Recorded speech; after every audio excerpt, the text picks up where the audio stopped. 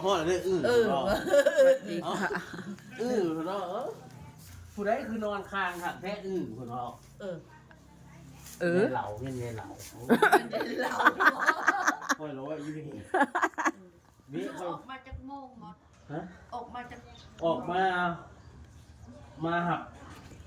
ไอ้นายแบงค์เพิ่นเนี่ยบ่ายสองรถติด เขาก็เตรียมออกมาตั้งแต่เว้นอยู่ รถติด มาหักแบงค์ ครับมาหับแบงค์อยู่อันนวนคร เพิ่น เอ้าสิได้เพราะว่าวันชื่อตัวอัน โอ้ยว่าสิซื้อตัวแหละค่อยก็โทรถามว่าเนี่ยไรสิเมื่อนำอยู่บ่เพราะเพิ่นถามว่าสิเมื่อตอนใดทีแรกว่าสิเมื่อเมื่อวานนี่ก็งานก็หลายเคลียร์งานยังบ่ทันได้จักหัวหน้าเขาสิให้เฮ็ดจังไดจักสิสรุปจังได เถียง แล้ กั วน ก็ค่อยก็เลยว่าท่าก่อนเดี๋ยวกูสิโทรบอกเพิ่นก็ว่าโทรบอกกูหน่อยเด้อ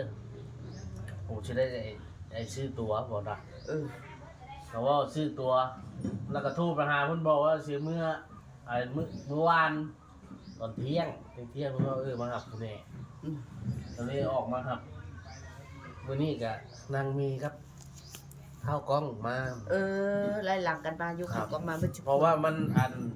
เหตุงานมันอยู่คนละที่คนละสายมันยุดคนละ คนละมึง ครับ เข้าชิมาอยู่ มาคือกันเขาก็ มา มา เขา มื้อ อี นี้ เขา อีเ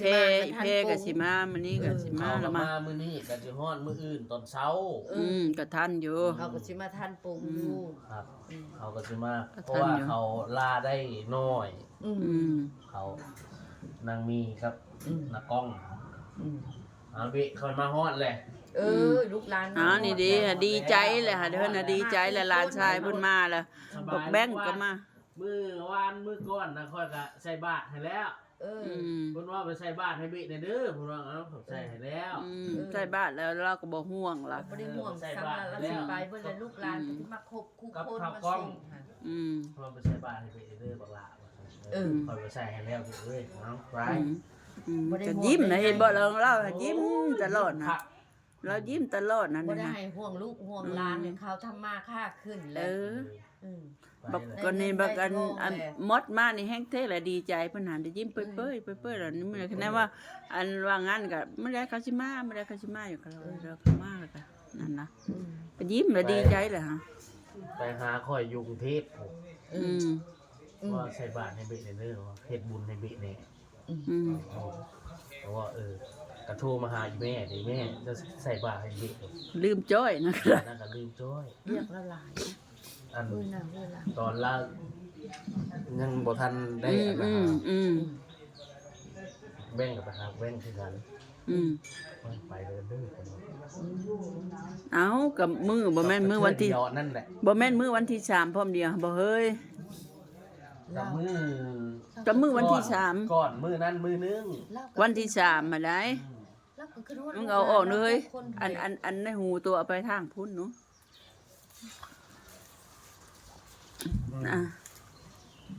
แล้วก็ขึ้นฮอดลูกหลาน อันเราบอกกัน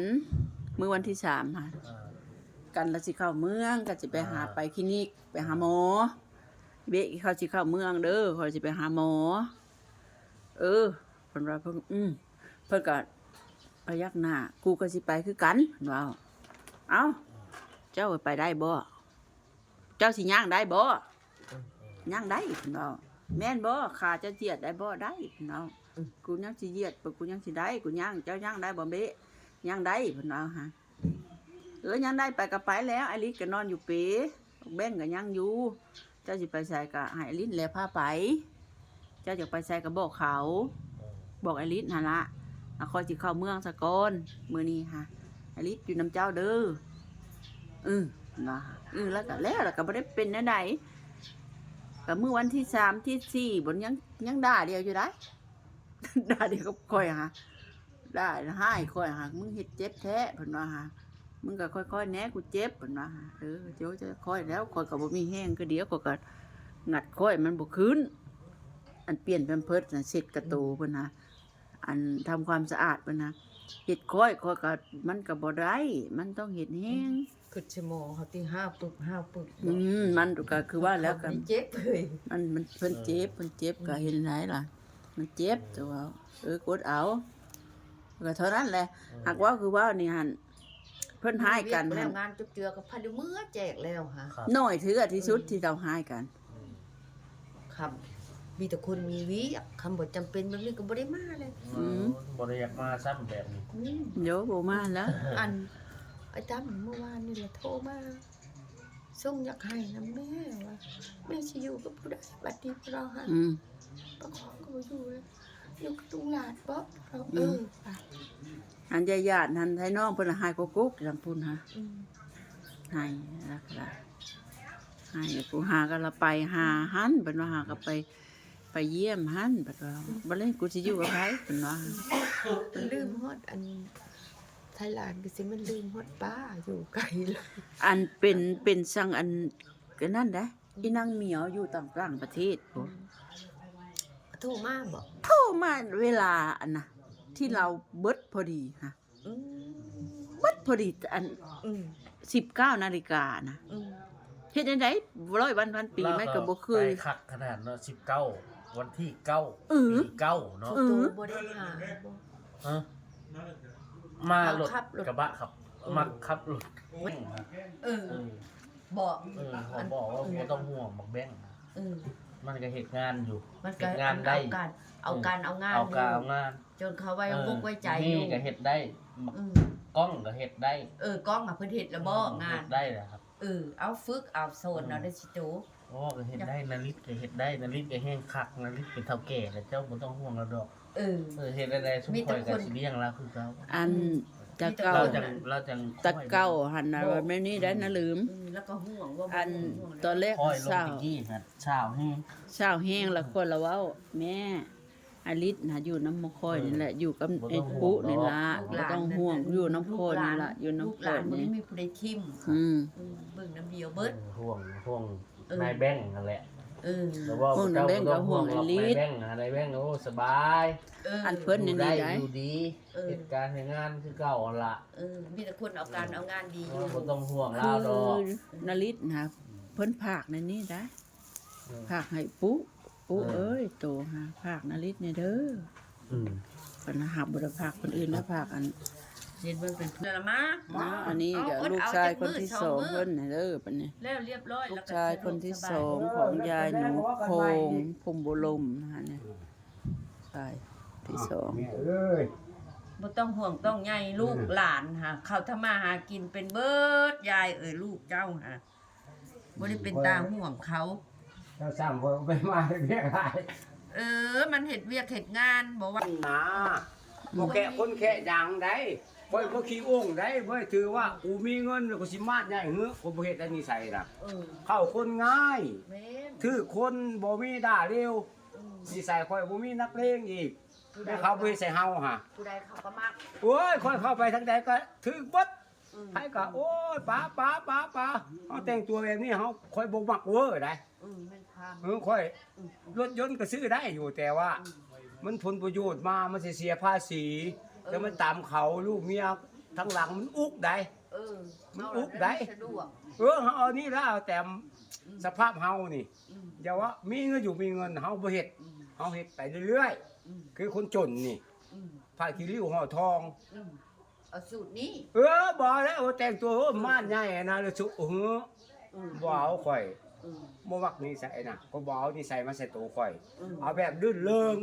เห็นบ่ค่อยจิตใจข่อยมันบ่มีสุขมีเศร้าจิตใจน่ะเลิมเว้ยฟังเพลงตลอดข่อยบ่ได้อ่ะมันมีอยู่มันมีอยู่อันนั้นน่ะมันมีอยู่เรื่องทุกข์เรื่องยากเฮาบ่เอามาใส่มีปัญหาเรื่องเงินเรื่องทองเฮ้อข่อยบ่เอาได้ เราก็แก้ไขไป เฮ้อนี่เขาโน่นี่เฮ้อบ่เอามาใส่ข่อยข่อยฮู้จักอยู่ในใจเนาะปล่อยทุกข์ออกไปปล่อยทุกข์ออกไปปล่อยทุกข์ออกไปมันก็สว่างเลยก็ขึ้นเอาอันนั้นนั่นเลยเมื่อเห็นบอกข่อยนี่นิสัยข่อยเห็นบอกข่อยปากดังอยู่คืออีพ่อปากซื่อจิตใจข่อยธรรมดา ไม่ความคละ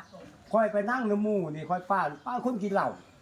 ข่อยเป็นคนปากดังคืออีพ่อ เฮาของเฮา คืออีพ่อนี่เห็นบ่อีพ่อปากนะอีแม่ว่าฮะ อย่าดังหลายเขาจื้อตลอดคำว่าทุกสัตว์